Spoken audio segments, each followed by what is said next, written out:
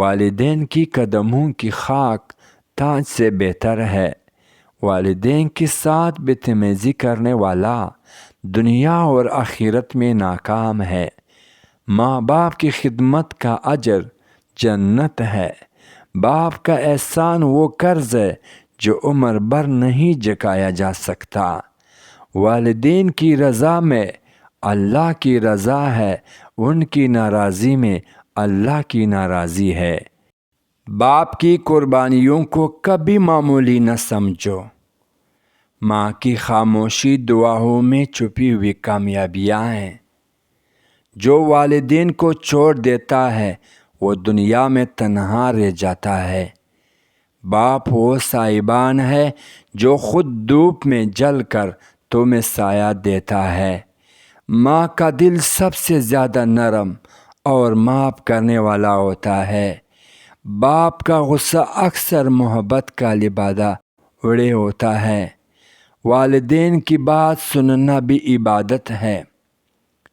ماں باپ کے ساتھ حسن سلوک کرو، وہ جنت کی دروازے ہیں۔ باپ اپنی ضروریات قربان کر کے بچوں کی خواہشات پوری کرتا ہے۔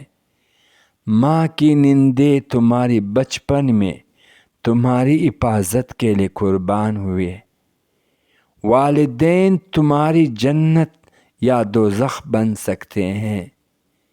ماں کی بغیر زندگی بے رنگ ہوتی ہے۔